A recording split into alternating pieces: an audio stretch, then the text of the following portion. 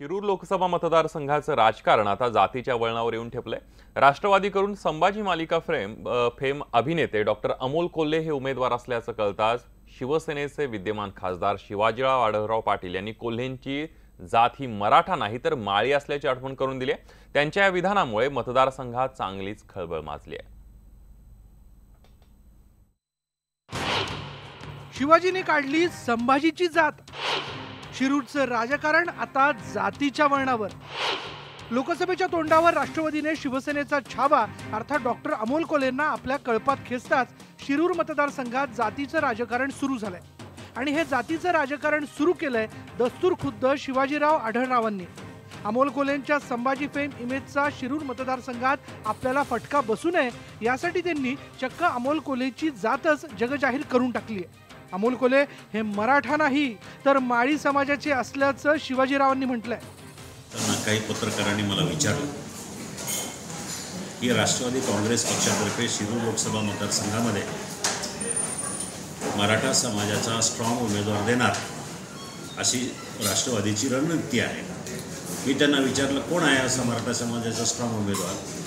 त्यावर त्या पत्रकारांनी मला सांगितलं की अमोल कोल्हे नावाचा उमेदवार राष्ट्रवादीकडे तयार आहे।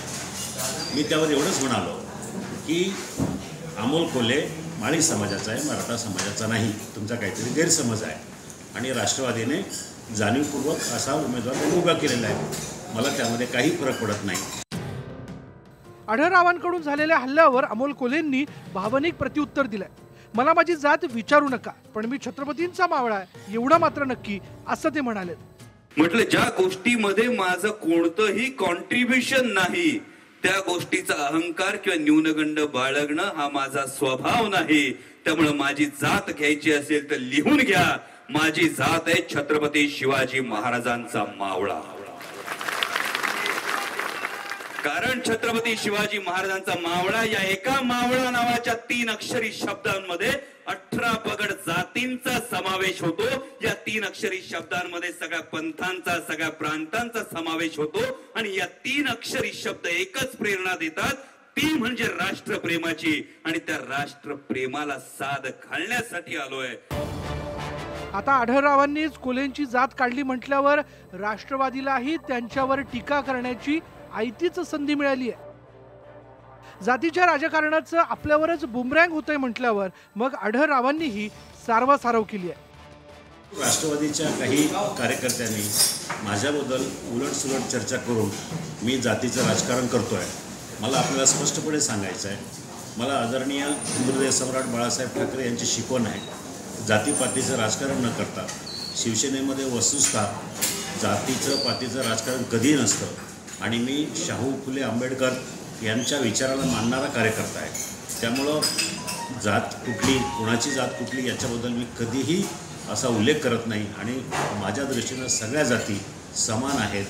माळी जात असो किंवा ओबीसी असो किंवा इतर सगळ्या जाती असो, माझ्या दृष्टीनं सगळ्या जाती समान आहेत। म्हणून मला सगळ्या जातींबद्दल आदर आहे। विशेष करून माळी जातबद्दल सुद्धा एक चांगला समाजाबद्दल आदर आहे। मी जातीचं राजकारण कधीही केलं नाही, करणारही नाही। राष्ट्रवादीनं हा घाणेरडा प्रकार माझ्याबद्दलचा खोटा प्रचार थांबवावा एवढी मी त्यांना सांगू इच्छितो। आता आढळराव कितीही नाकारत असले तरीही त्यांना मतदारसंघात जो संदेश द्यायचा होता तो आपसुकच आता राज्यभर पोहोचलाय। कारण कोल्हेंची उमेदवारी जाहीर होण्याआधीच त्यांची जात उभ्या महाराष्ट्राला कळाली आहे आणि हे पातक घडलंय ते शिवसेना खासदाराकडून। हीच ती शिवसेना जी नेहमीच म्हणत आली आहे की आम्ही जातीपातीचं राजकारण करत नाही। त्यामुळे इथं खेदानं नमूद करावंसं वाटतं, अरे कुठे नेऊन ठेवलाय महाराष्ट्र माझा। ब्युरो रिपोर्टसह रायचंद शिंदे, न्यूज 18 लोकमत, जुन्नर। कोकण म्हटलं की प्रत्येकाला जिव्हाळ्याचं ठिकाण आणि हेच कोकणाचं वैभव जर आपल्याला आकाशातून अनुभवायला मिळालं तर चला पाहूया कोकणची श्रीमंती थेट आकाशातून।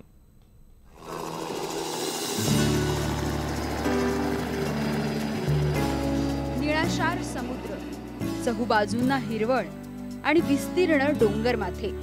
कोकणातला हा निसर्ग आता तुम्हाला आकाशातून बघता येणार आहे आणि यासाठी खास हेलिकॉप्टरची सोय करण्यात आली आहे।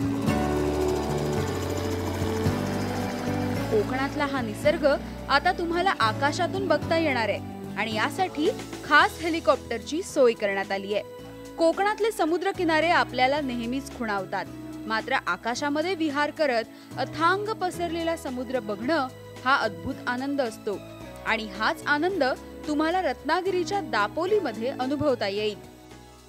कोकणाचं निसर्ग सौंदर्य जर बघायचं असेल तर ते आपण जमिनीवरनं आपलं अनुभव तो पाहतो, परंतु खऱ्या अर्थानं जर पाहायचं असेल तर ते हेलिकॉप्टरमधनं पाहायला पाहिजे किंवा हवाई सफरीतनं पाहिलं पाहिजे. आणि हा एक वेगळी संकल्पना या सगळ्या मंडळींनी आमच्या कोकणवासियांसाठी या ठिकाणी खास करून उपलब्ध करून दिली. राजे ग्रुप आणि गोंदकर बंधू यांच्या प्रयत्नामुळे दापोलीतल्या हर्णे बंदरासह आंजर्ल्याच्या कड्यावरचा गणपतीही आपल्याला आकाशातून बघता येईल. मला आनंद वाटतोय की कोकणामधल्या अशा पद्धतीची जॉय राईड सुरू केलेली आहे, ज्याच्यामुळे ज्या पर्यटकांना आपला भाग, आपला परिसर, निसर्ग किती सुंदर आहे हे वरून खऱ्या अर्थानं आकाशातून भरारी मारून बघता येईल. त्याची सोय ह्या मित्रांनी केलेली आहे, त्यांचं मनापासून अभिनंदन करतो. त्यामुळे जरी सुट्टी नसली तरी कोकणातली ही श्रीमंती पाहून 2 दिवस सुट्ट्या टाकून मनसोक्त भटकून या. चंद्रकांत बनकरसह bureau report, news 18 Lokmat, Ratnagiri.